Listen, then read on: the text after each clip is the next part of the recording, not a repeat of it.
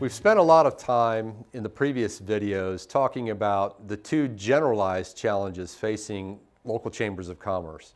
Now we'll move on to the localized challenges. Leadership turnover at local chambers of commerce is a problem. It's not something that we've tracked, but perhaps we should. Leadership turnover is either planned or unplanned, and when it's planned, this is a sign of good leadership because succession is one of many things that well-organized chambers do. Unfortunately, we see far too many chambers with unplanned leadership changes. This is a signal that the chamber board did not hire the right person for the job and is not well organized. The reasons for turnover at chambers of commerce are likely the same reasons for all not-for-profits. The most common reasons are that employees are undercompensated, they lack upward mobility, which leads them to feeling overlooked, and they also have excessive workloads. The impact of leadership turnover at chambers of commerce, especially those with only 1 or 2 employees, is typically loss of revenue, lost momentum on the program of work, and if turnover happens more frequently than it should at a local chamber, then it also leads to the erosion of the Chamber of Commerce brand within that community, which can make it even more difficult for the next person hired into that role.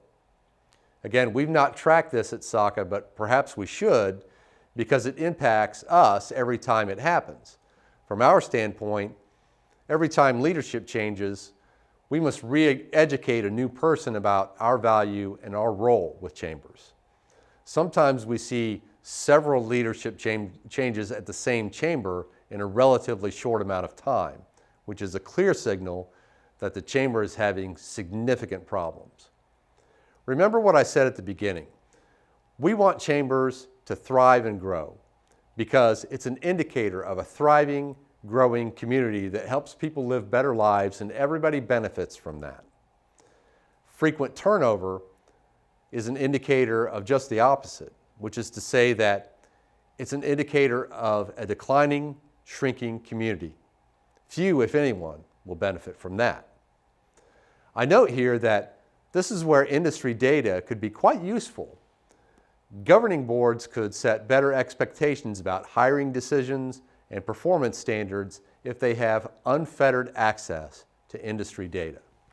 Finally, let's look at the fourth critical challenge, which is complacency, which is the state of being satisfied with oneself or one's situation, often without realizing the dangers or deficiencies of it. If you've been in this industry for a while, you've probably heard the phrase, if you've seen one chamber of commerce, you've seen one.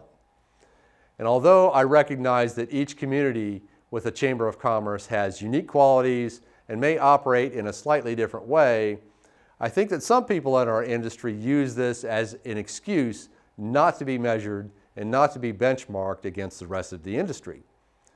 For example, every chamber can be measured on member retention rate, market penetration rate, member recruitment per year, dues versus non-dues percentage of revenue, cost per member, and months of cash.